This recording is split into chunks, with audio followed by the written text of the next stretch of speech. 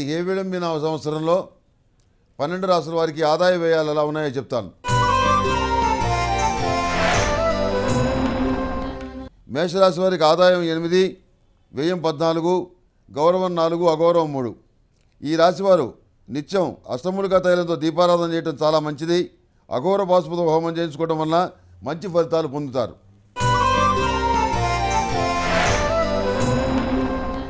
వృషభ రాశి వారికి ఆదాయం 12, వ్యయం 8, గౌరవం 7, అగౌరవం 3. ఈ రాశివారు అఘోర పాశుపత హోమం చేయించుకోవడం వల్ల మంచి ఫలితాలు పొందుతారు. మహాతీర్థం పొడితోటి అభిషేకం చేయండి, మంచి ఫలితాలు సంప్రాప్తిస్తాయి. తదుపరి మిథున్ రాశి. మిథున్ రాశి వారికి ఆదాయం 5, వ్యయం 5, గౌరవం 3, అగౌరవం 6. దైవికం అనే పొడితో ఇంట్లో కానీ వ్యాపార ప్రదేశంలో కానీ ధూపం వేయటం అనేది చెప్పదగినటువంటి సూచన. ఈ సంవత్సరం అన్ని విధాలుగా బాగుంది. ఈ రాశివారు ఈ సంవత్సరం అంగారక పాశుపత హోమం చేయించుకోవటం వల్ల మరిన్ని మంచి ఫలితాలు పొందగలుగుతారు. తదుపరి కర్కాటక రాశి. ఆదాయం 14, వ్యయం 2, గౌరవం 6, అగౌరవం 6. ఈ కర్కాటక రాశి వారు ఆరావళి కుంకుమతోటి మీ ఇష్టదేవతలకు అభిషేకం చేయండి.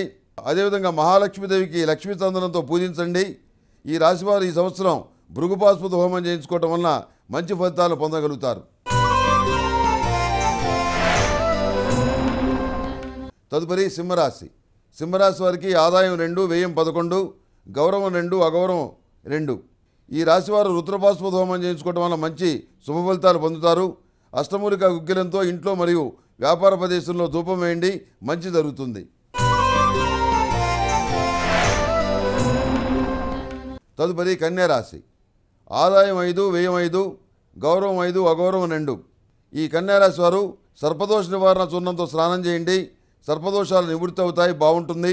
నవగ్రహ పాశుపత హోమం చేయించుకోవటం ఈ సంవత్సరం చెప్పదగినటువంటి సూచన.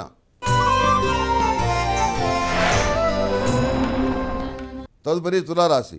తులారాశి వారికి ఆదాయం 2, వ్యయం 8, గౌరవం 1, అగౌరవం 5. తులారాశి వారు ప్రతిరోజు ప్రతినిత్యం నాగసింధూరాన్ని ధరించాలి. అంది వచ్చిన అవకాశాలని చేదాచుకోకుండా ఉపయోగించుకోగలిగితే మంచి ఫలితాలు సాధిస్తారు. ఈ రాశివారు ఈ సంవత్సరం సుబ్రహ్మణ్య పాశుపత హోమం చేయించుకోవడం వలన మంచి ఫలితాలను సాధించగలుగుతారు.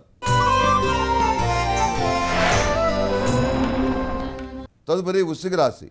వృశ్చిక రాశి వారికి ఆదాయం 8, వ్యయం 14, గౌరవం 4, అగౌరవం 5. ఈ వృశ్చిక రాశి వారు అఘోర పాశుపత హోమం చేయించుకోవడం వల్ల మంచి ఫలితాలు పొందుతారు. అదేవిధంగా సుమంగళి పసుపుని పూజా కార్యక్రమాల్లో వినియోగించడం వల్ల మంచి ఫలితాలను చవిచూస్తారు. ధనుసు రాశి. ధనుసు రాశి వారికి ఆదాయం 11, వ్యయం 5, గౌరవం 7, అగౌరవం 5. ఈ ధనుసు రాశి వారు సర్వరక్షా చూర్ణంతో స్నానమాచరించి గ్రహాల వల్ల కలిగేటువంటి బాధలు తొలగిపోయి మంచి జరుగుతుంది. అఘోర పాశుపత హోమం చేయించుకోవడం అనేది ఈ ధనుసు రాశి వారికి ఈ సంవత్సరం చెప్పదగినటువంటి సూచన.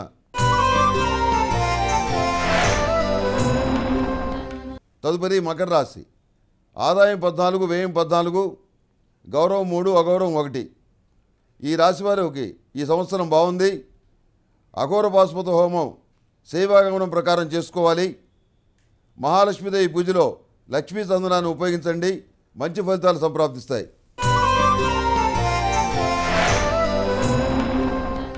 తదుపరి కుంభరాశి. ఆదాయం 14, వ్యయం 14, గౌరవం 6, అగౌరవం 1. ఈ కుంభరాశి వారికి ఏకాదశంలో ఉన్నటువంటి శని వల్ల 6 సంవత్సరాల పాటు రాజయోగం నడుస్తుంది, చాలా అద్భుతంగా ఉంది. వీరు సిద్ధగంధంతో శివార్చన చేయటం, ఇష్టదేవతలకు కూడాను సిద్ధగంధంతో అభిషేకం చేయటం వల్ల మంచి ఫలితాలు పొందుతారు. ఈ కుంభరాశి వారు అఘోర పాశుపత హోమం చేయించుకోవటం వల్ల విశేషమైనటువంటి మంచి ఫలితాలు పొందగలుగుతారు. శని చాలా అనుకూలంగా ఉన్నాడు. తదుపరి మీనరాశి. మీనరాశి వారికి ఆదాయం 11, వ్యయం 5, గౌరవం 2, అగౌరవం 4. ఈ రాశివారు సుబ్రహ్మణ్య పాశుపత హోమం చేయించుకోవడం వలన శుభవంతమైన ఫలితాలు పొందుతారు. పూజలలో పునస్కారాల్లో పరిమళ గంధాన్ని ఉపయోగించండి, చాలా మంచి జరుగుతుంది.